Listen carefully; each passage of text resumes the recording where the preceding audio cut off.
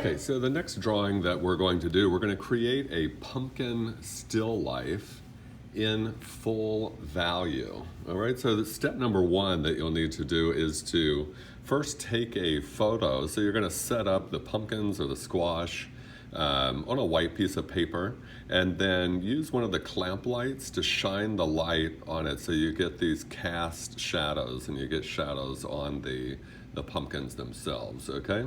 So you can use that on, you're going to be using that photo reference either on your tablet mode like this on your laptop, or you can also take the photo with your phone as well, but that's the photo you're going to be working from, the photo reference.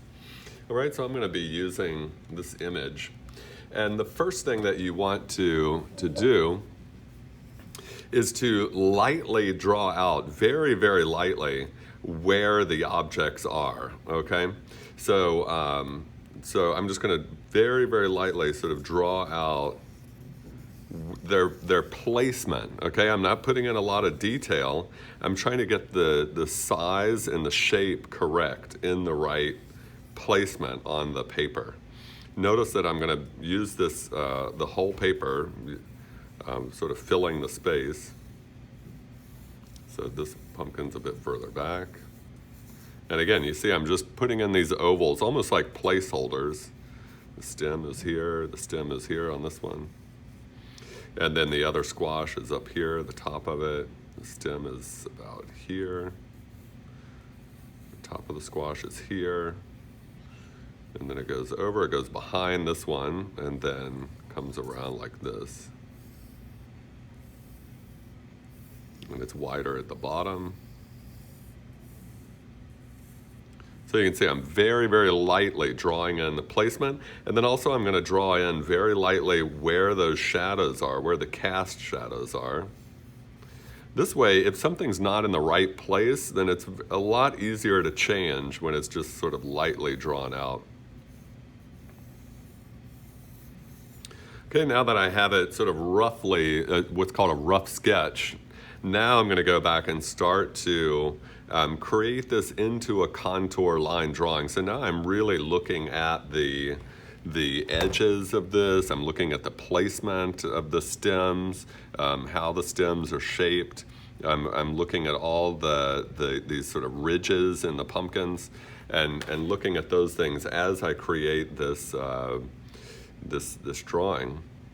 So I'm going to start here with the stem, and just sort of part of it goes here, and it sort of curves. Then there's the top part that is like the broken piece of the stem. Then then you start creating these lines in here, looking at how these segments fit together of the pumpkin. All right, these segments come out here, edges.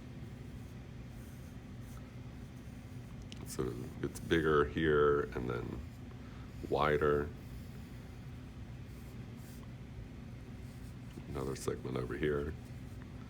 And so as I do that, I'm going to make corrections as I go and create this entire thing into what's called a contour line drawing. It's almost like the outline of the shapes. And I'll end up with something like this from my photo that I was using. Again, there's my photo reference. And now, once I have my contour line drawing, everything is in the right place. I've kind of made corrections on certain pieces, sort of moved things. I had to shift some things around to make them fit. Now I'm going to go in and start to add the value.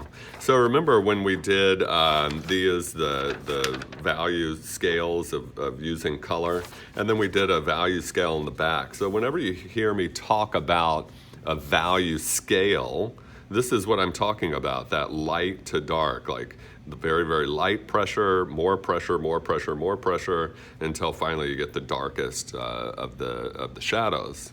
So again, whenever I'm talking about a full value scale, I want to be able to see all those values in your drawing of the value scale. Now, as I add the value, I'm going to get one of these. It's a Prismacolor ebony pencil, and they're over there in the wood box next to the pencil sharpeners. And those are the ones that we're going to use to go in and add the value.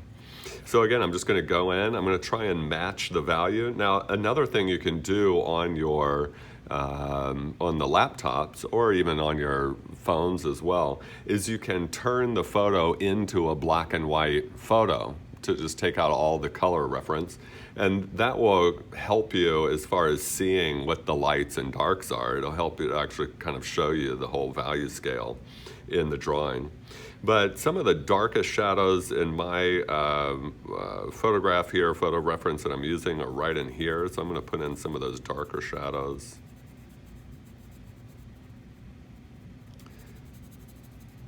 And then I'll go back in and start to add in some of the lighter shadow areas.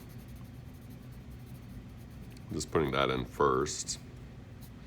And now I'll go back and look at some of the lighter value. There's light value. Notice how I'm using the side of the pencil to get that light value in there, right here.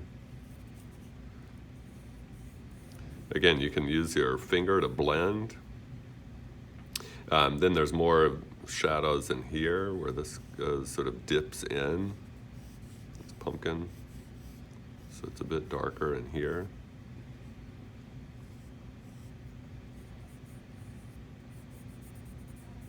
And remember, if there's areas where you go and it's too dark, you can always use an eraser to go back in